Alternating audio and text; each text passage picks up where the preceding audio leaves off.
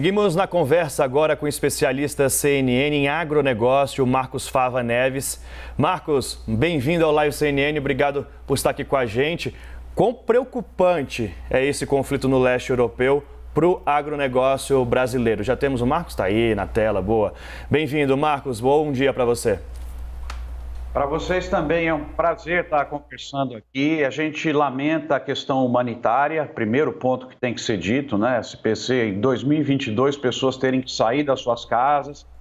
Mas para o agro, que foi a sua pergunta especificamente, o momento dessa crise não poderia ser pior, porque nós já estamos com uma inflação extremamente elevada, custos de produção extremamente elevados e as cadeias de suprimento com rupturas, e ainda por cima vem essa guerra para tumultuar mais ainda o quadro de fertilizantes. Lembra, o Brasil passou por uma seca terrível, nós tivemos enchente, tivemos perda de produção, e agora isso aí vem para impactar toda a cadeia produtiva, seja com fertilizantes mais caros, afetando também de novo a questão de defensivos, afetando o transporte mundial, porque são portos que hoje estão fechados lá no Mar Negro. Então imagina só, quando você fecha, por exemplo, Congonhas por 1 hora, já estava operando no limite, isso tudo vai ter um reflexo para frente. E para o consumidor brasileiro, o problema de inflação, seja no trigo, que vocês já apontaram muito bem, porque esses países vendem 30% do trigo que o mundo importa,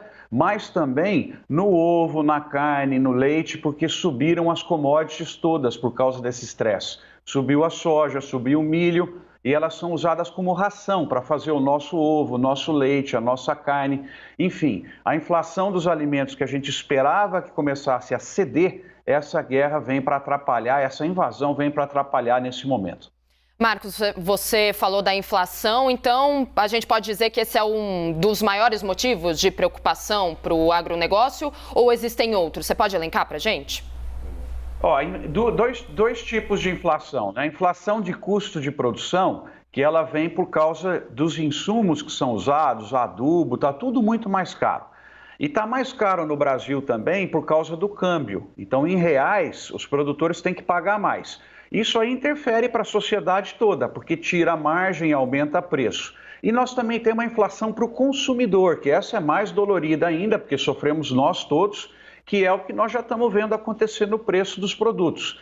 Então, o que precisa é ter um choque de oferta, ter mais oferta para poder encontrar a demanda. A demanda é impressionante, a gente achou que com a pandemia ela fosse recuar, ela não recuou. A demanda mundial de grãos cresce 40 milhões de toneladas por ano.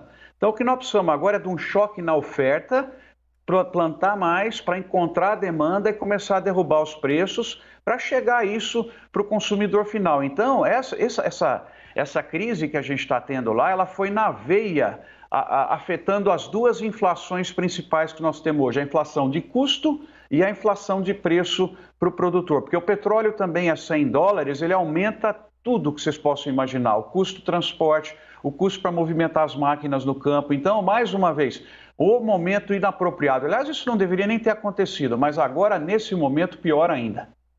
Em relação aos fertilizantes, Marcos, dá para esperar que a Rússia vá garantir mesmo a remessa dos fertilizantes, o comércio que é totalmente dependente, o Brasil tem mais de 60% de dependência dessa importação, teria um plano B, outros países para suprir a demanda brasileira?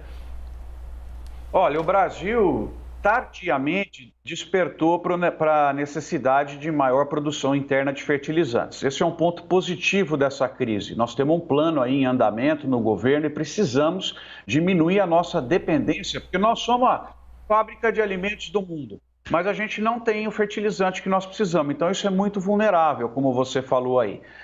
A Rússia é grande fornecedora do Brasil. Ela fornece também energia, ela fornece para a Europa, os europeus que produzem fertilizantes, eles usam o gás russo, então está tudo meio interligado.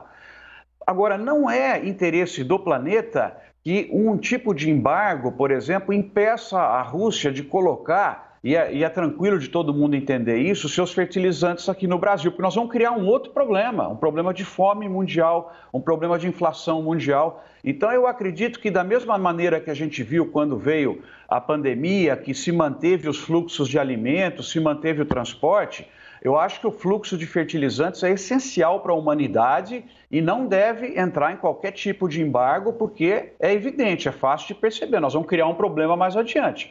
Se você não tem a comida para a planta, ela não vai produzir adequadamente, não vai ter a comida para a gente. Então eu acredito que vai ter um consenso mundial que alguns fluxos são muito importantes de serem mantidos. A gente conversou com Marcos Fava Neves, especialista CNN em agronegócio. Muito obrigada, Marcos. Um prazer estar com vocês aí. Até uma próxima.